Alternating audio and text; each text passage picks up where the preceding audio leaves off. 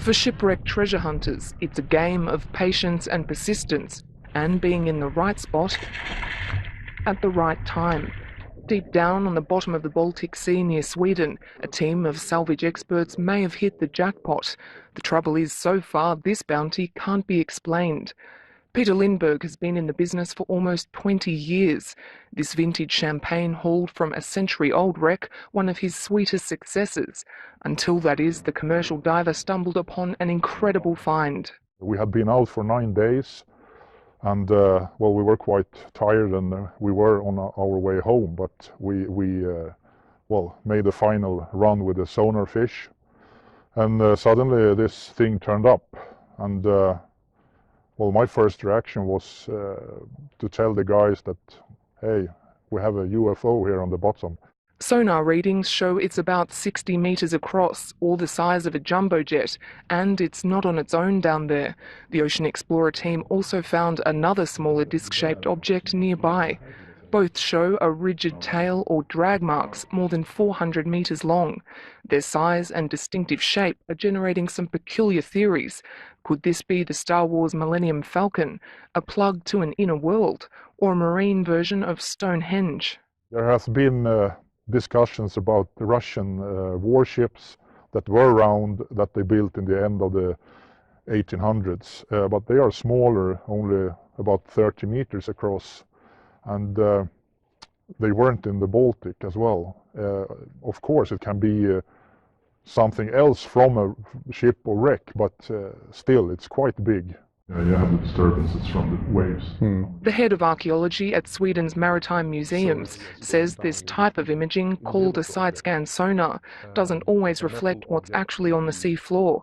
Varying temperature and wave conditions can result in anomalies on the images. But the intriguing dimensions of this picture are capturing his attention. It's definitely something, at least. I'm not sure that you will see very much when you go down. If it's a more natural geological formation, it might be that it's hard to see. The sediments in the area are very loose. The side-scan sonar tool sometimes goes down a little bit in soft sediments. But I'm excited. It's going to be interesting to see what it is. Andreas Olsson, who doesn't agree with treasure hunting and selling historical artefacts for profit, says the Baltic offers ideal conditions for preservation, with low salinity and no wood-boring organisms. It's helped protect many of Sweden's prized wrecks, including the 17th century warship Vasa. It was brought to the surface with its hull almost intact more than 50 years ago, and is now housed in its own museum in Stockholm.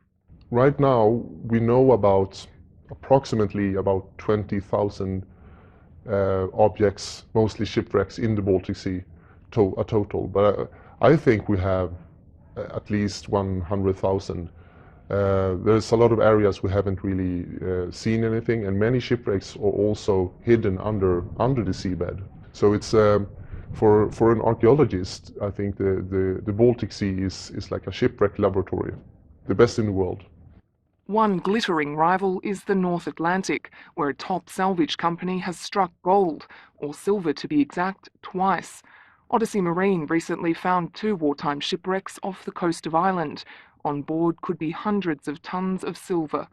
The American team, just like the Swedish crew, are waiting for calmer waters beginning in May to see if their discoveries will be all that they imagined.